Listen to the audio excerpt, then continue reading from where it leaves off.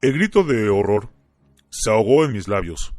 Al quedarse sin aire, mis pulmones demasiado impresionado por lo que veía. Se me había olvidado respirar durante unos segundos. Aquel cuarto era un enorme mausoleo. El escenario escogido por el acto final de una película con un desenlace terrible. Repartidos por todas partes, en grupos de 2 o 3 o más individuos, docenas de cuerpos alfombraban aquella habitación. La mayoría estaban tan hinchados como el cadáver con el que había tropezado al entrar, pero unos cuantos estaban totalmente resecos, como momias deshidratadas tras miles de años enterradas en el desierto. Había mujeres, hombres, casi a partes iguales, la mayoría civiles, pero unos cuantos vestían uniformes militares. Todos los cuerpos sujetaban en sus manos un vaso de papel arrugado como el que había visto en 2 de los cadáveres anteriores. «¡Estás aquí!» La voz familiar de Víctor Plichenko sonó a mi espalda, mientras el ucraniano entraba como un cohete en la sala, seguido por 2 legionarios que se detuvieron de golpe al ver el espectáculo.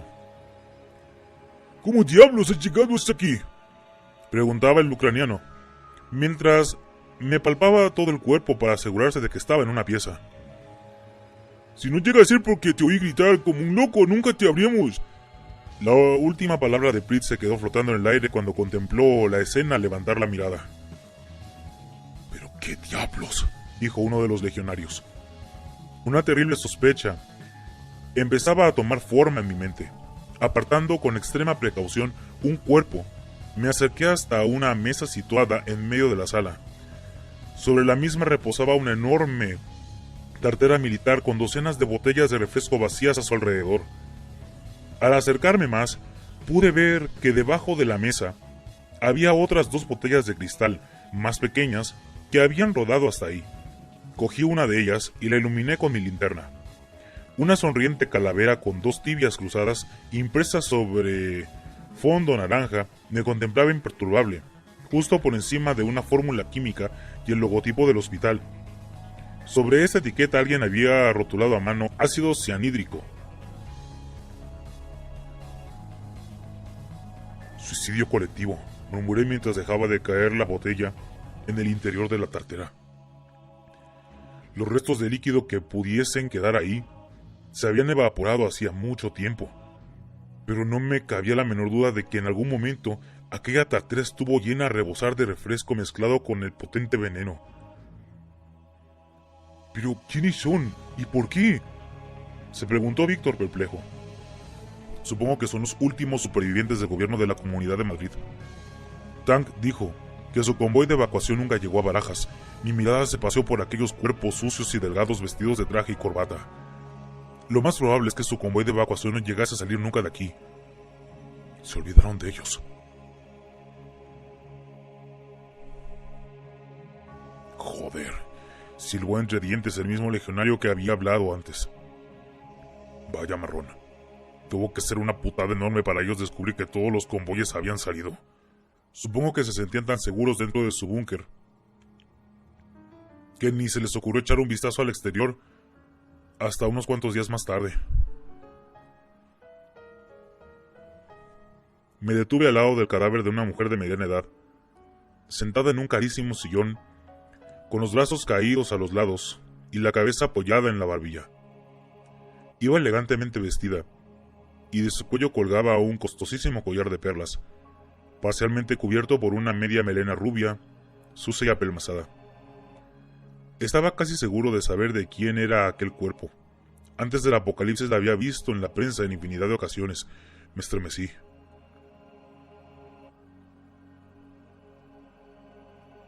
«Estaban abandonados a su suerte, sin apenas armas ni provisiones», continuó Prit, siguiendo el hilo de mis pensamientos. «Podían escoger entre arrojarse a la multitud de no muertos de ahí fuera o morir de hambre lentamente. Los más valientes seguramente se arriesgaron a salir». El ucraniano chascó la lengua pensativo. «Por lo visto, los que decidieron quedarse escogieron una tercera vía más rápida y menos dolorosa para escapar de la situación». Tenían equipos de radio, objetó el otro legionario, señalando una enorme emisora militar apoyada en una esquina entre dos cuerpos. ¿Por qué no la usaron para pedir ayuda? «No hay corriente», replicó Prit, mientras señalaba con la linterna la luz apagada del techo. «Probablemente se dieron cuenta de que algo iba mal, cuando los generadores se quedaron sin combustible y se apagaron». Por un momento guardamos silencio, imaginando la terrible angustia que tuvo que asaltar a aquella gente en sus instantes finales. La entrada de Tank, acompañado de otros 7 supervivientes del grupo, rompió el tenebroso hechizo. «¡Hemos encontrado las escaleras!», dijo el alemán nada más entrar en la sala. Por un instante se quedó mudo mientras contemplaba la escena. Incluso él, con toda su flema germánica, palideció un tanto al ver aquella antigua mortandad. Finalmente parpadeó. Hizo un gesto cansado. «Vamos, señores. Que aún tenemos que bajar 2 plantas. Esto todavía está a medio ser». Tank se giró y salió de la sala sin decir ni una palabra más. Con resignación, le seguimos lentamente. El ambiente opresivo del interior de aquel edificio estaba empezando a perturbar el espíritu de todo el equipo. Las escaleras estaban situadas en una esquina del hueco central de ventilación. Habían sido cerradas con el expeditivo método de pasar unas gruesas cadenas por la parte interior de la puerta antiincendios. Mi mirada se cruzó con la de Víctor al ver aquello. Era exactamente el mismo sistema que habían utilizado en Vigo para atrincherar a Mexueiro. Por un breve instante me imaginé que algún chupatintas de defensa había redactado en su día un protocolo de comportamiento en caso de invasión de no muertos que incluía el atrincheramiento en edificios públicos. Me hubiese encantado poder tener unas palabritas con aquel genio para contarle lo bien que había resultado su propuesta. Marcelo se adelantó con unas ensayas y con una facilidad insinuante cortó la cadena. Acto seguido, se echó a un lado, mientras uno de los grupos de 3 soldados cruzaban la puerta. No pasó más de un segundo antes de que oyésemos un único disparo al otro lado de la puerta, seguido de un grito de «despejado». Cruzamos la puerta, que daba a las escaleras. Al pie del tramo en el que estábamos, yacía el cuerpo de uno muerto con la frente sangrando por una herida de bala. Tragué saliva mientras apretábamos el paso. Si a aquel lado de la puerta había uno muerto, eso quería decir que seguramente habría más. Muchos más.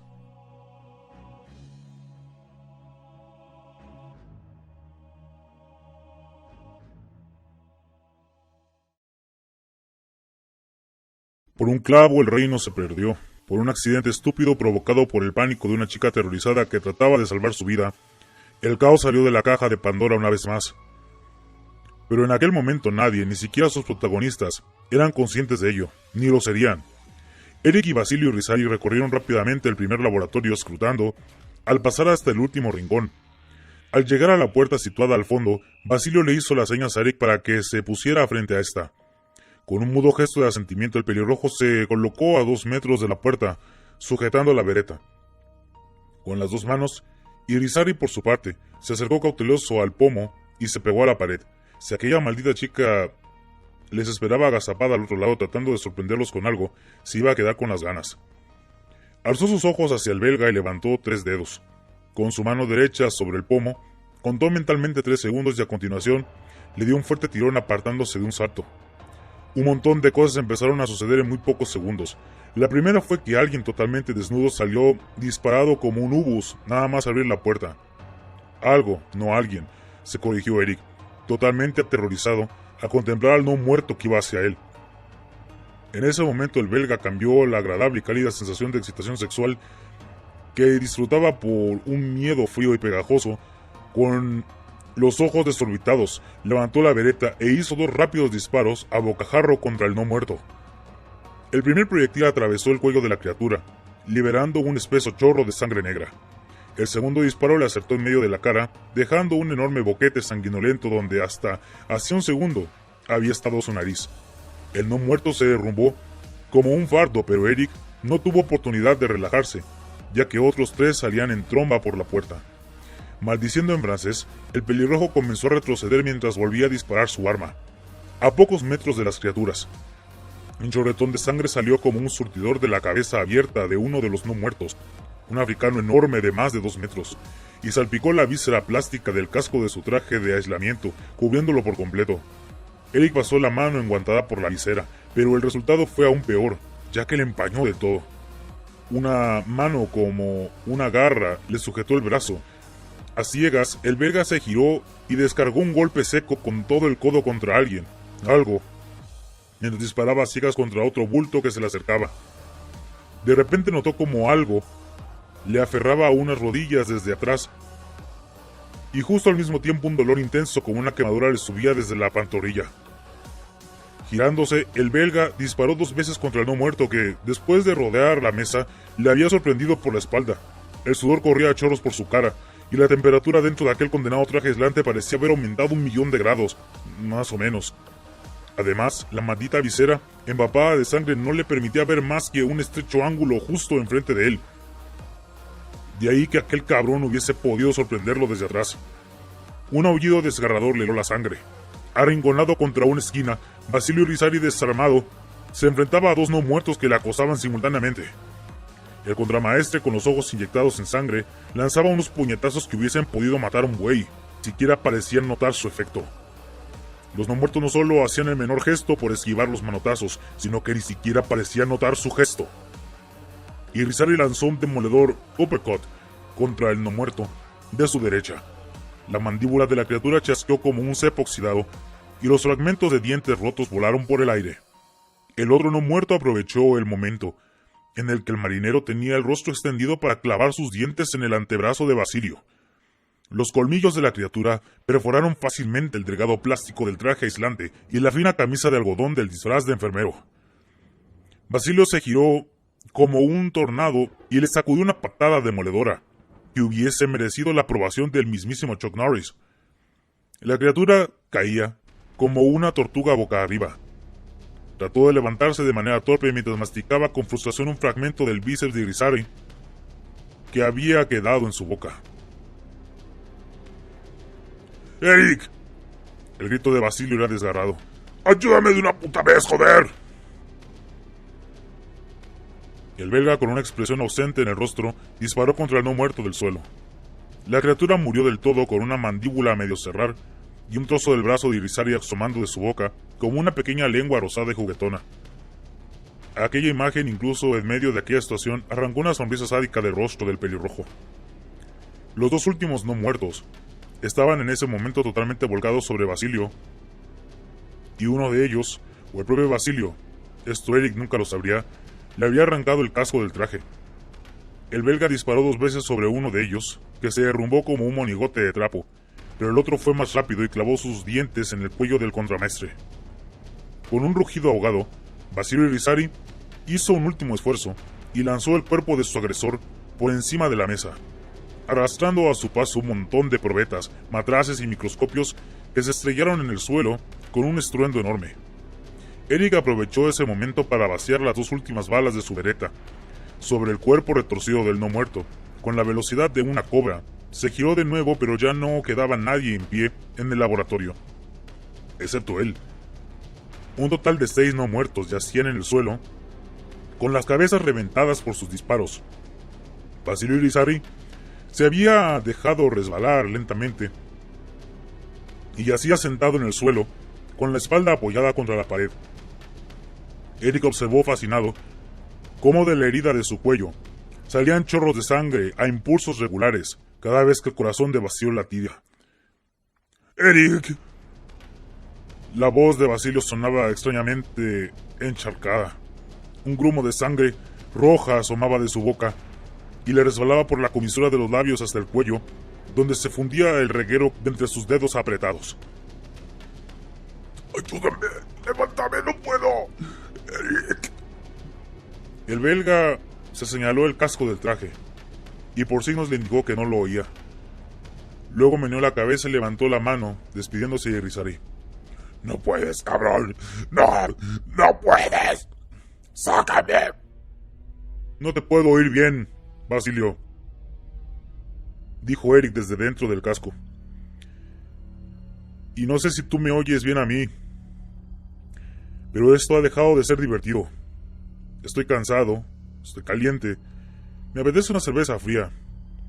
Y opino que esa zorrita tuya debe de haber sido devorada por estas bestias. Además, por si no te has dado cuenta, creo que te estás muriendo, ¿sabes? El corpulento contramaestre le miraba fijamente desde el suelo, sin decir nada. A cada latido de su corazón, un puñado de vida se le escapaba por la espantosa herida del cuello. Eric chasqueó los labios y sacudió de nuevo la cabeza.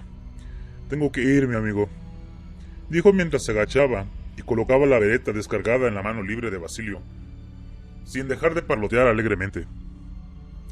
«No quiero que pienses que me largo sin más, o que no me preocupo por ti, en serio. Te dejo esto de recuerdo. Cuando alguien llega aquí, es mejor que piensen que tú eres el responsable de este estropicio y no yo». Miró a su alrededor, con la expresión apenada de alguien que ve el jardín de su casa arrasado por una noche de juerga loca. «Saluda a Satanás de mi parte, viejo», dijo, dedicándole una última mirada a Basilio, antes de girarse y volver hacia la esclusa de descontaminación. Cuando pulsó el interruptor de apertura, oyó el chasquido apagado del percutor de la vereta. Se giró y vio cómo Basilio, haciendo un último esfuerzo, había levantado la pistola y la apuntaba directamente. El antiguo contramaestre contemplaba la pistola descargada de su mano con la expresión derrotada de alguien que acababa de descubrir que le habían estafado. «Somos bestias rabiosas, Basilio», dijo Eric con una voz queda, aún sabiendo que el agonizante marinero no podía oírle. «Nos volvemos unos contra otros a la mínima oportunidad, pero no podemos evitarlo.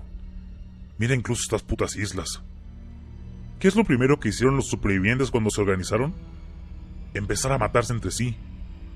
Estamos al borde de una puta guerra civil. Si creen lo que dicen los medios, estos malditos monstruos nos han robado la poca humanidad que nos quedaba. Así que tú al menos podrías intentar morir con algo de dignidad, joder». La puerta se abrió a sus espaldas, haciendo una parodia de saludo militar. Se metió dentro de la cabina. Los ojos de Basilio, nublados por la muerte, le siguieron cada vez más desenfocados. Su cerebro sin oxígeno se moría, pero por sus venas ya corrían millares de diminutos seres que aprovechaban el calor de su cuerpo agonizante para multiplicarse de forma explosiva. En pocas horas, cuando fuesen suficientes, harían que Basilio se levantase una vez más, pero Eric de Saus no estaría ahí para verlo, si de él dependía. El belga apretó el pulsador de la cabina. Inmediatamente el chorro de desinfectante le envolvió por completo. Cuando el líquido se coló por el agujero abierto en su pantorrilla, sintió una intensa sensación de ardor. Ni un enorme agujero en la pernera del traje, con los bordes chorreando de sangre. Con los dedos torpes, levantó el jirón de plástico hasta dejar a la vista una serie de hendiduras regulares. «Ha sido uno de esos putos cristales a romperse», se dijo a sí mismo, sintiendo que el sudor se le helaba sobre la piel. «Sí, eso tiene que haber sido. El último cabrón voló sobre la mesa y rompió 1.000.000 de esos tubos de cristal al pasar. Seguro que alguno salió disparado y me rajó la pierna. Sí, eso es. Sí, eso es. Sí». Su voz no sonaba tan segura como le hubiese gustado, pero al menos al oírse, se relajó un poco. Respirando un poco más tranquilo, Eric aguardó pacientemente a que terminase la ducha desinfectante. Cuando la luz roja se apagó, el belga empujó la puerta exterior y salió de nuevo al pasillo que daba acceso a los laboratorios. Sin sacarse el traje, se coló por el hueco de la puerta de seguridad que Basilio había reventado a disparos y se alejó andando tranquilamente del laboratorio arrasado. Unos metros antes de llegar a la garita de control, se cruzó con un grupo variopinto de guardias civiles y militares que venían a la carrera. «¡En el laboratorio!», señaló con su voz hacia el punto donde venía. Un tipo con una pistola y una chica. «Han entrado disparando a todo el mundo. Yo he podido escapar, pero aún queda gente dentro». «Mierda, el zoo no, por favor. Que no hayan llegado al zoo», murmuró el militar de más graduación mientras palidecía. «Usted está bien, doctor. Una bala casi me da debajo de la rodilla», mintió Eric mientras señalaba su pierna ensangrentada. «Pero solo es un rasguño, creo. Será mejor que algún compañero le eche un vistazo cuando andes». «Por supuesto, doctor. Vaya hasta el piso de arriba cuanto antes, para que le miren eso. Los frulos montaron un buen follón. Pero la cosa ya se ha calmado, replicó el militar, dando por zanjada la conversación. Vamos allá, pero con mucho cuidado. Si tan solo una de las puertas del zoo está abierta, disparad primero y preguntad después, ¿entendido? El grupo se alejó trotando hacia el laboratorio.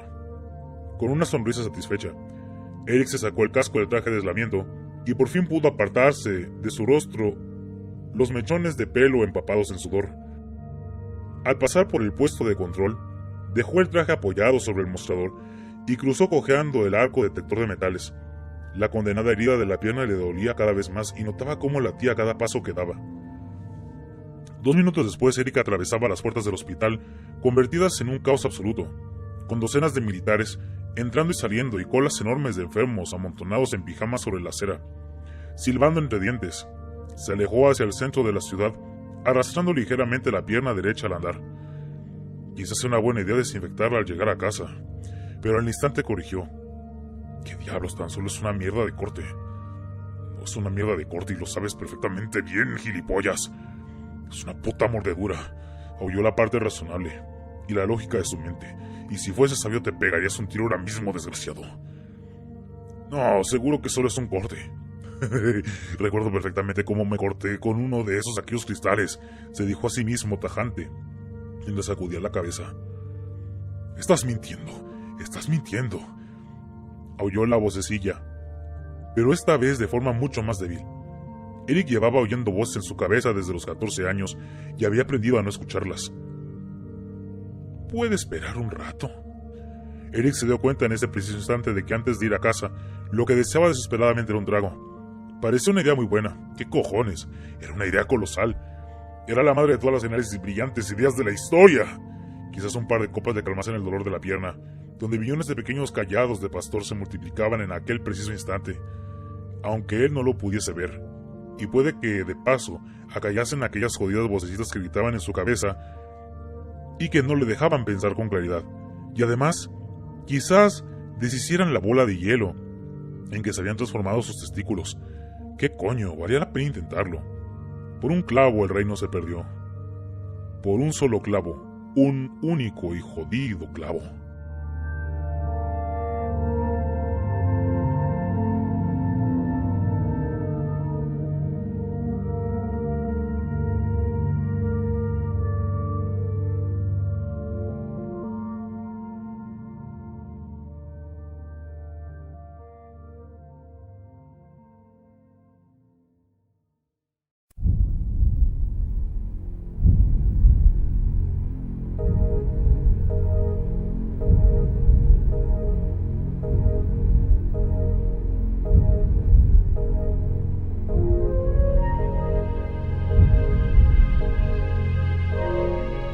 Las plantas inferiores del edificio eran un caos, comparadas con la serenidad sepulcral del plantabúnker por donde habíamos entrado. Aquella parte no había sido transformada de forma apresurada en un centro de mando, como otras plantas, sino que aún presentaba la estructura y aspecto original del hospital. Víctor y yo caminábamos en silencio, hombro con hombro, mientras en nuestras cabezas se agolpaban los recuerdos del día en que nos colamos, exhaustos y casi agonizantes, en el hospital de Meixueiro. Era como volver a la escena del crimen. Nuestro pequeño grupo se abrió camino rápidamente. Tan solo nos deteníamos en algún punto para que Tank pudiera echar un vistazo apresurado a su plano del edificio, y a continuación seguíamos adelante a toda velocidad. De vez en cuando nos cruzábamos con alguno muerto, pero los soldados de la parte delantera los iban abatiendo con una eficiencia letal. Víctor y yo contemplábamos el espectáculo desde el centro del grupo y sin tener que llegar a utilizar nuestras armas ni en una sola ocasión. Finalmente, tras cruzar el último pasillo, llegamos a la puerta del almacén médico, sabiendo lo valiosos y escasos que eran los medicamentos. Me había figurado que sería una pesada puerta blindada, pero lo cierto es que se trataba de una simple puerta doble de madera, con un cerrojo sencillo que parecía poder caer de una simple ojeada. El soldado que iba en cabeza le arreó una patada sin contemplaciones y la puerta se abrió de par en par. El interior era una amplia sala con hileras de estanterías ordenadas donde se acumulaban miles de cajas de medicamentos. Esto es enorme, protesté. Aquí debe de haber toneladas de medicamentos. No podemos llevarnos todo esto. No queremos llevarnos todo, replicó Paulí, mientras pasaba velozmente a mi lado. Tan solo necesitamos los que nos figuran en la lista de comandante. ¿Y los reactivos?, añadió Marcelo, mientras revisaba a toda velocidad una estantería y me lanzaba un bote de plástico que pillé al vuelo. Eso es lo más importante. ¿Reactivos? ¿Para qué?, pregunté confundido mientras llenaba a toda prisa mi mochila con las cajas y botes que Marcelo me iba pasando a toda velocidad. Son elementos imprescindibles para poder fabricar nuestros propios medicamentos en Tenerife, me explicó. Cuando más de esos botes nos llevemos, más tardaremos en volver a la península para conseguir medicamentos. Entonces creo que es una idea estupenda, dijo Prit, sacudiendo entusiasmado sus bigotes, mientras hundía cajas y más cajas en el fondo de su mochila. No tardamos más de 15 minutos en llenar las mochilas de medicamentos y de principios activos. Por lo que pude ver, en la lista había de todo un poco: antibióticos, opiáceos, estimulantes y un montón de cosas que no podía decir que eran. Para ganar espacio, habíamos sacado los medicamentos de sus cajas y un montón de cartones vacíos alfombraban el suelo de la farmacia. Sentado como un Buda sobre uno de los montones, David Broto iba sacando cajas de un enorme cesto y tras examinarlas por un momento, las desechaba lanzándolas por encima de su hombro.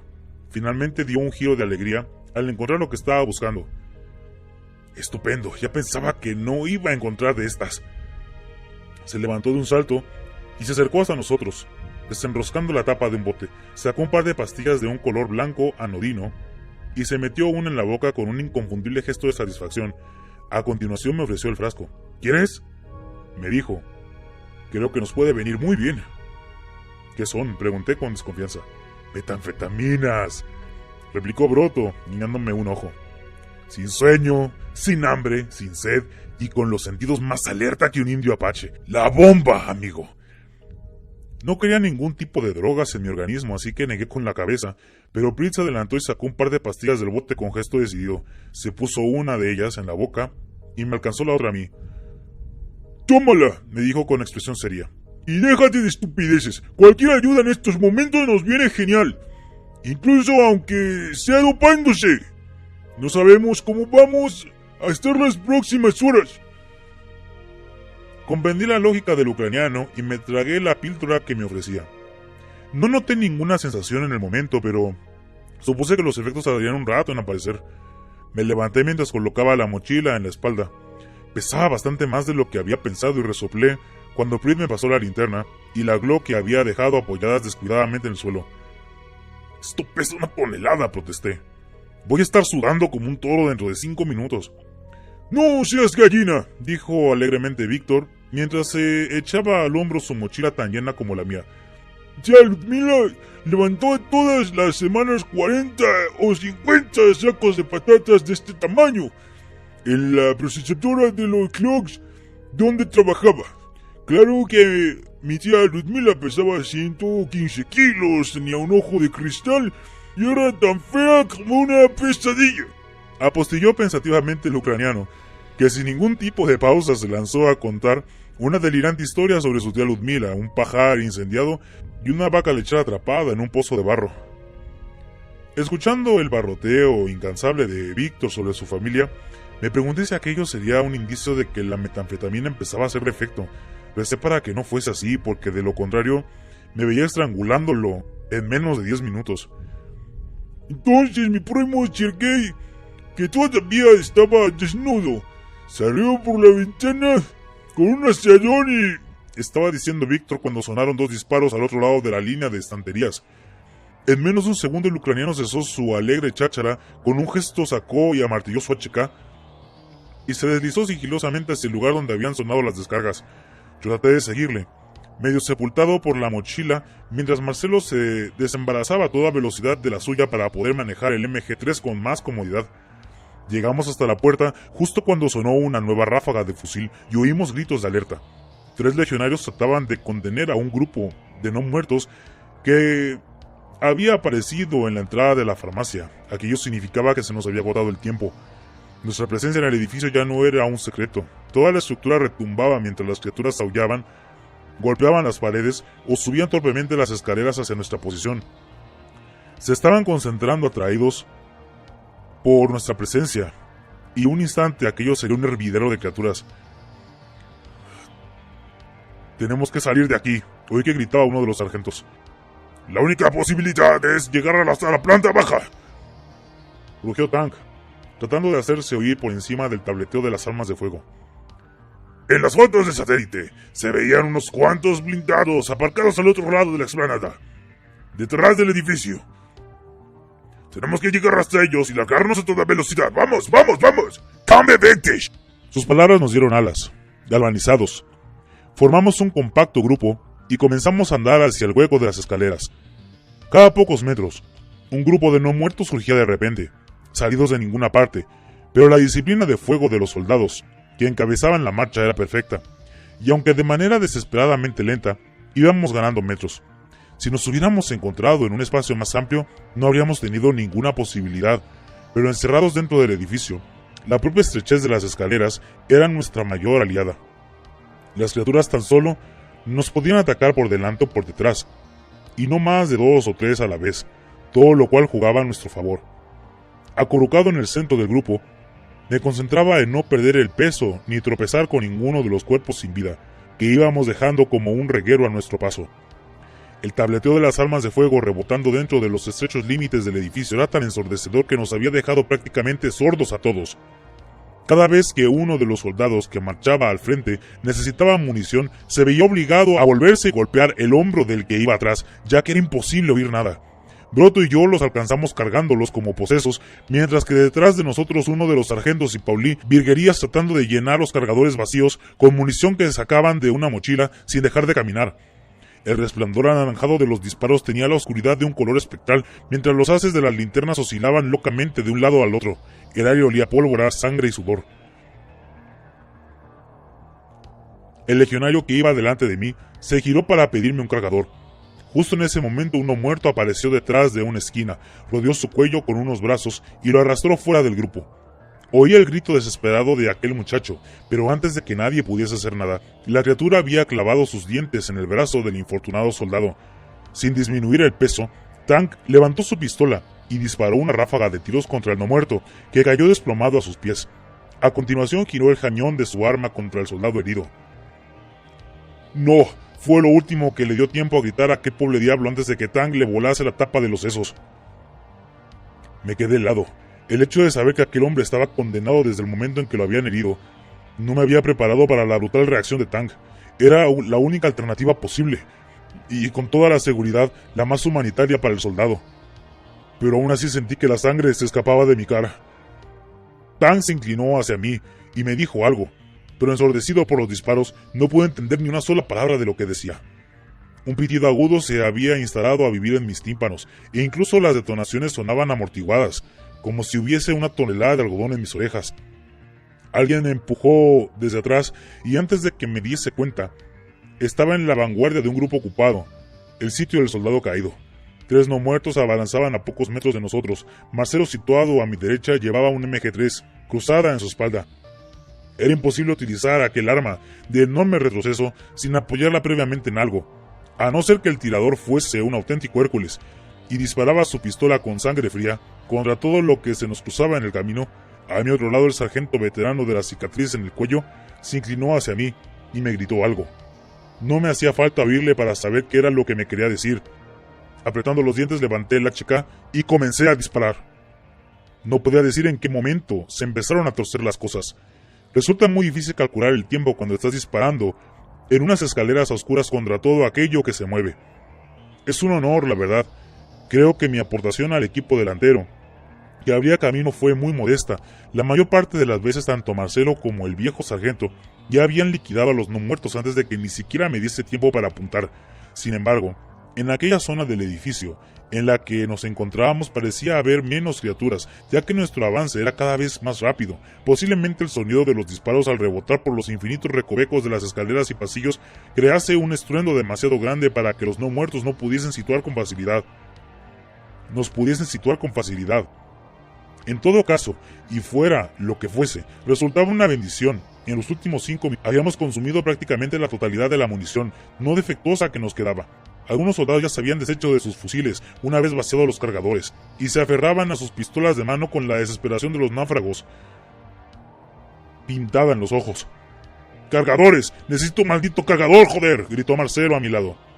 ¡Tenga! Broto, sudando profusamente, le alcanzó un cargador mientras añadía con voz temblorosa: ¡es el último! Para asegurarse de que el argentino le había entendido bien, le hizo un gesto inconfundible con las manos vacías. Me giré hacia él, con la incredulidad pintada en el rostro. Aún nos quedaba un tramo de escalera por bajar, y después recorrer toda la planta baja hasta la salida de la plaza, donde supuestamente estaban aparcados los blindados. Sin más munición, no podíamos llegar ni a la puerta del edificio. Mi mirada se cruzó con la de Tan, que caminaba en el extremo derecho de la columna, cerca del final, donde Víctor y el otro sargento cubrían nuestra retirada, manteniendo a raya a los pocos no muertos que pudiesen aparecer. El alemán me miró y sacudió la cabeza con una expresión sombría en el rostro. «No hay nada más que hacer», decían sus ojos. Y justo en ese instante, como si los dioses se apiadasen de nosotros, o por el contrario quisieran que nuestro sufrimiento se prolongase un poco más, el tramo de la escalera desembocó en un rellano con una ventana. Era una ventana alta y mugrienta, que solo dejaba entrar un cuadrado de luz turbia, pero con una ventana al fin y al cabo. Por señas, se la indiqué a Tank. «Estamos en un primer piso», grité, sin saber si sería oído. «Salgamos por ahí. No puede estar muy alto». Nunca supe si el alemán me entendió o no, pero lo cierto es que, como un perro pastor, fue acercando a nuestro grupo al pie de aquella ventana, mientras se colocaba en la posición más expuesta para proteger a los últimos hombres que llegaban al rellano en aquel momento. Cuando estuvimos apoyados contra la pared, exhalé un suspiro de alivio. Situados de aquel modo, tan solo teníamos que proteger un flanco, pero aún así la situación seguía siendo terriblemente comprometida. De los 11 supervivientes que quedábamos, tan solo teníamos munición, menos de la mitad, y esa reserva no duraría mucho. «¡Súbete a mis hombros!», me gritó Brichenko al oído, con tal fuerza que pensé que me explotaría el tímpano. Varias manos aparecieron para desembarazarme de la mochila y auparme a los hombros del ucraniano. De un empujón, me encontré subido sobre Víctor, y con la cabeza a la altura de la ventana. La ventana estaba a unos 2 metros de altura, y daba la sensación de no haber sido abierta ni una sola vez desde la inauguración del edificio. Un pequeño cerco de óxido cubría las bisagras, dándole un aspecto triste y desangelado, mientras que la parte externa estaba cubierta de tal capa de suciedad que apenas dejaba entrar luz. Con los nudillos blanquecinos, a causa del esfuerzo, me aferré al marco de aluminio y miré a través del cristal. Desde ahí podía ver la parte de la pequeña plazotea trasera, que en tiempos debió de haber servido como parking para el personal del hospital. En el suelo aún se distinguían las rayas de pintura que delimitaban las plazas, pero la arena, la ceniza y las grietas que habían ido apareciendo en el cemento le daban en aquel momento un aspecto embrujado. Al fondo de la plazotea, 2 pesados vehículos blindados, pintados de color verde oliva, reposaban tranquilamente con los extremos de sus cañones cubiertos por unas fundas de tela. Por lo demás, no se veía ni un alma. Supuse que los no muertos que hubiesen estado vagabundeando por ahí hasta aquel momento estarían intentando entrar dentro del edificio, atraídos por el sonido de los disparos. Dejando de esa manera el campo libre, la ocasión era perfecta. Manoseé la cerradura, pero no fui capaz de moverla ni un centímetro, ni en el sentido del reloj ni en el otro. Sin tiempo para contemplaciones, golpeé el cristal con la culata de mi Glock. La ventana se rompió con un ruido endiablado mientras una lluvia de cristales caía al exterior. Apresuradamente limpié todo lo que pude, los bordes del marco, y asomé la cabeza. El aire del exterior olía maravillosamente fresco y limpio, comparado con el enrarecido ambiente del interior del edificio. A mi derecha, adosado al muro, corría un tubo metálico de un apagado color mate. Era demasiado delgado para ser un desagüe, posiblemente fuese una conducción de cable o algo similar, pero parecía estar sólidamente anclado. Aunque no había mucha altura hasta el suelo, pensé que sería preferible bajar agarrado a aquella tubería, que parecía lo suficientemente sólida como para soportar nuestro peso. «¡Salgamos por aquí!», grité mirando hacia el interior. En rápida sucesión, me alcanzaron las 11 mochilas llenas de medicamentos, que a su vez y sin contemplaciones, fui arrojando por la ventana. A continuación, me colé por el hueco, y retorciéndome con la gracia de un acróbata artístico, Me aferré a la tubería y comencé a descender palmo a palmo hasta llegar al suelo. Lo primero que hice fue mirar a mi alrededor con aprensión. Tan solo tenía 4 o 5 balas en el cargador de mi Glock, y si en aquel momento hubiese doblado la esquina, un grupo de no muertos no me habría quedado más remedio que echar a correr. Afortunadamente no parecía haber ninguno por ahí, no de momento. Contemplé cómo se descolgaba Víctor por la tubería, con su inseparable cuchillo golpeándome rítmicamente sobre los riñones. A continuación, apareció Marcelo y un poco después, el sargento veterano del pañuelo en el cuello. Cuando salió David Grotto se produjo un momento de tensión cuando el informático se quedó atascado sobre un angustioso segundo en el hueco de la ventana. Fue preciso que Marcelo trepase de nuevo por la cañería para ayudar al catalán a salir del atasco. Mientras tanto, la situación en el interior se degradaba a cada instante que pasaba. En aquel momento ya solo se oía el disparo de 2 fusiles que a duras penas podían contener a la muchedumbre de no muertos. Uno de los soldados salió por la ventana con el pánico pintado en su rostro y optó por saltar directamente al suelo. Al aterrizar, su tobillo derecho emitió un crujido tan terrible que por un momento todos nos olvidamos de la situación y nos volvimos hacia el pobre desgraciado que se retorcía de dolor. Ya solo se escuchaba el hipido cadencioso de un fusil en el interior del edificio. Tang salió por la ventana y se giró hacia el interior, alargando su mano al instante en salir, un soldado muy moreno y con la cara marcada por el acné, pero cuando ya le tenía agarrado por la muñeca, el soldado soltó un grito desgarrador mientras algo tiraba de él hacia el interior del... ¡Ah, joder, duele! ¡Duele, duele! Gritaba el soldado tratando de sujetarse desesperadamente al brazo del comandante. Sin ceremonias y musitando un breve «lo siento», Tang soltó las muñecas de aquel pobre diablo. En menos de un segundo el cuerpo del muchacho fue tragado hacia el interior del edificio y desapareció con la misma rapidez que un muñeco dentro de una caja. Sus gritos de agonía resonaron durante un instante, y luego solo hubo silencio. Estábamos mudos cuando Tang alcanzó el suelo y se sacudió el polvo de la guerrera, manchada de la sangre de alguien o algo en una manga. Además del soldado moreno, faltaba otro legionario y el segundo sargento del pelotón, que también se habían quedado dentro. Todos y cada uno de nosotros estaban echando las mismas cuentas que yo y nadie se atrevía a decir nada. Del grupo inicial de 18 personas que habíamos entrado menos de una hora antes en aquel edificio, tan solo quedábamos 8. Marcelo, Pauli, Tang, Grotto, el sargento veterano, el soldado del tobillo roto, cuyo nombre desconocía, Víctor Prichenko y yo. ¿A qué están esperando?, gruñó Tang, haciendo gala de una sensibilidad típicamente germánica. ¡Corran hacia la puerta! ¡Corran hacia los transportes! Antes de que tengamos compañía. Sin pronunciar palabra, recogimos las mochilas del suelo, aunque 3 de ellas tuvieron que quedar abandonadas al pie del muro, y siguiendo a Tang, nos acercamos a los transportes. Los blindados eran 2 carros de asalto de aspecto estrafalario, con 4 enormes ruedas que cada lado y una torreta con un cañón desproporcionadamente grande en la parte superior, aunque daban la situación de haber sido diseñados por un ingeniero sin sentido de la estética, transmitían sin embargo una imagen de potencia fuera de lo común. ¿Qué clase de trasto es este?, pregunté mientras trataba de recuperar el aliento. Un centauro, dijo el sargento veterano, mientras se desataba el pañuelo del cuello y se lo pasaba por la frente. Un blindado ligero de reconocimiento, pese a lo feo que pueda parecer. Es un trasto formidable. Tuve uno de esos bajo mi mando en Bosnia hace años. Si es capaz de sacarnos de aquí, para mí es más que formidable del mundo. Murmuré sin compartir el entusiasmo del militar por aquel montón de acero. ¿Cree que funcionará? Oh, seguro, respondió el sargento con una sonrisa, mientras se encaramaba al blindado y abría la escotilla de acceso. Estos trastos son muy robustos.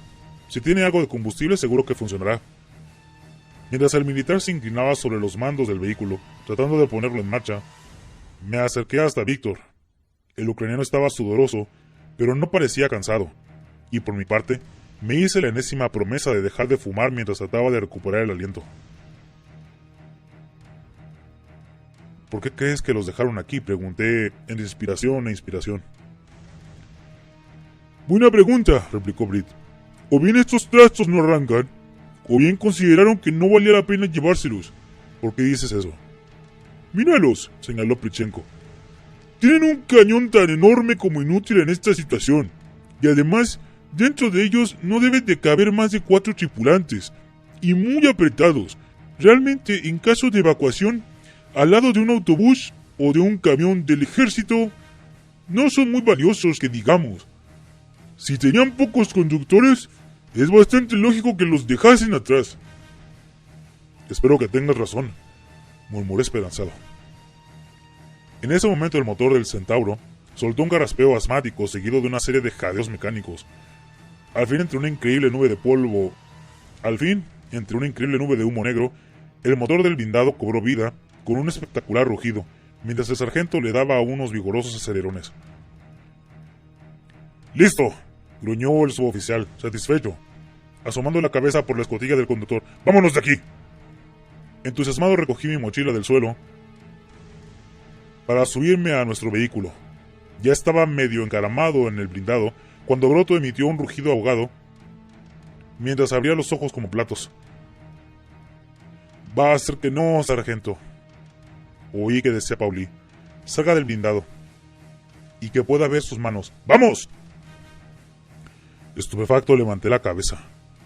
Pauli apuntaba al sorprendido sargento con su HK mientras Marcelo, a su lado, sostenía la MG3. Apuntaba hacia nosotros desde la torreta del Centauro. Por su parte, el soldado del tobillo roto se acercó cojeando hasta nosotros y lentamente nos desarmó uno a uno, arrojando nuestras armas al interior del vehículo. No se enojen, señores. La voz de Marcelo, suave y fría, como una daga, sonó con claridad. Pero ustedes se quedan aquí.